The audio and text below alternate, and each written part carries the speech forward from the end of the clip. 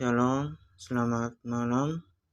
Saya atas nama Ricardo Jalfintobe, NIM 23030-104, kelas C semester 3. Saya akan mereview makalah buku yang ke-6 tentang media sosial dan produksi otomatis memori. Mediasi memori. Dalam memisahkan produksi otomatis memori ini penting untuk dicatat bahwa penawaran yang baik telah ditulis tentang cara-cara di mana teknologi digital mempengaruhi dan membentuk kondisi praktik memori dalam kehidupan kontemporer. Gagasan seperti ingatan digital dan mediatif memori telah diusulkan untuk memahami cara-cara objek digital seperti gambar, postingan, media sosial, dan arsip digital angka sebagai kendaraan bersama-sama. Berbagai perspektif ini memberikan sarana untuk memahami bagaimana ekspansi masa ruang memori dalam perhitungan dapat mengkonfirmasi ulang memori individu dan kolektif. Ingatan yang dimediasi adalah cara untuk mengeksplorasi kebudayaan dari kegiatan yang kami hasilkan dan sesuai dengan sarana teknologi media untuk menciptakan kembali rasa masa lalu, masa kini, dan masa depan dalam hubungan dengan orang lain. Yang kedua, penargetan konteks. Sebelum menjelajahi ini lebih lanjut dan sebelum memberikan lebih detail tentang spesifik di mana kami bekerja, itu layak mencerminkan metrik pada faktor kontribusi dapat dikaitkan dengan jenis pendekatan ini terhadap ingatan media sosial. Pada dasarnya, jenis proses pembuatan memori yang kita bahas dalam buku ini dapat dikaitkan dengan dua set perkembangan yang lebih luas.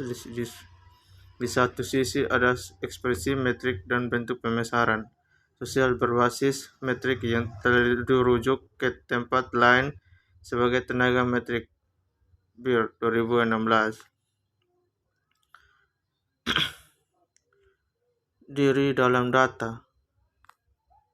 Tentu saja metriksasi dan penargetan sering bercampur bersama, mempertimbangkan perhitungan dalam peringkat berbasis metrik bersama. Penggunaan penargetan informasi menghasilkan serangkaian pertanyaan. Salah satu set pernyataan ini menyangkut gagasan tentang kedirian dan pembuatan orang, dengan kata lain, fitur-fitur yang lebih luas dari lingkungan kami yang terhubung dan kaya dengan data tersebut, membuat pertanyaan untuk bagaimana bentuk identitas dan bagaimana kita memahami diri kita sendiri dan orang lain.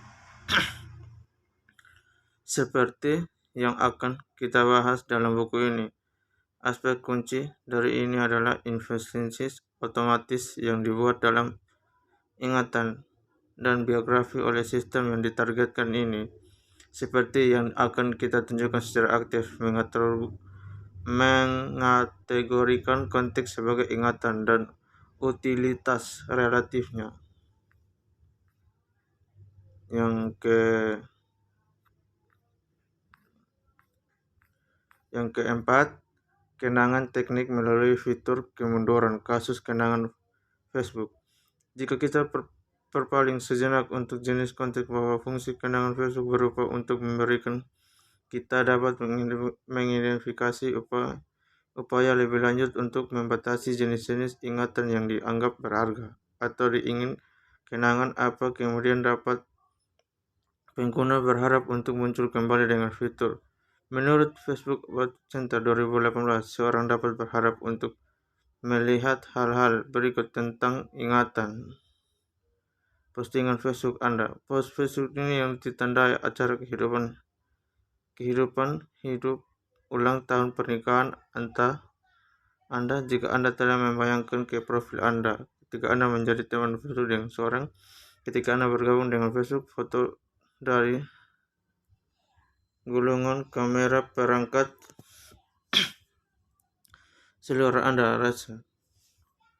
Yang kelima, taksonik, tema memori, memartisipasi yang berkesan. Mau tidak mau proses klasifikasi kuat dalam segala jenis arsip. Cara konteks di klasifikasi bentuk bagaimana dokumen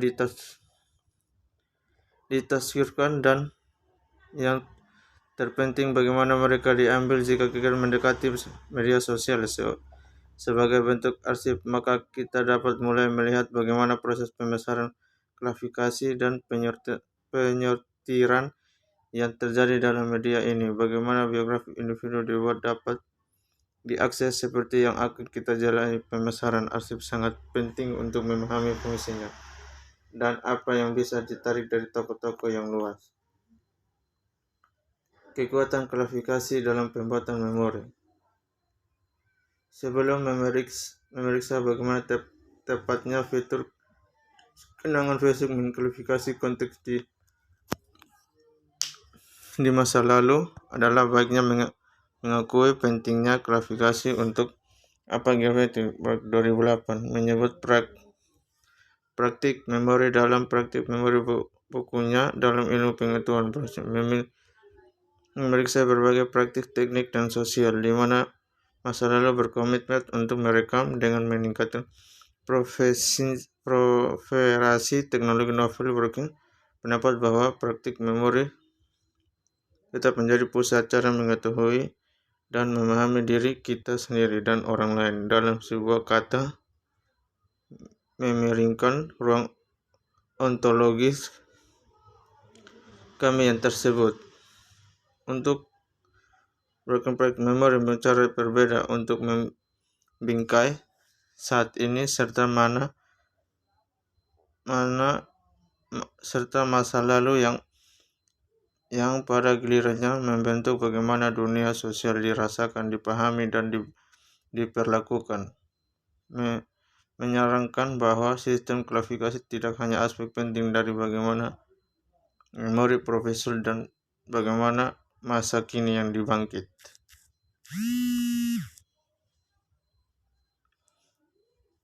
Mungkin hanya ini saja yang saya bisa membahas. Sekian dan terima kasih.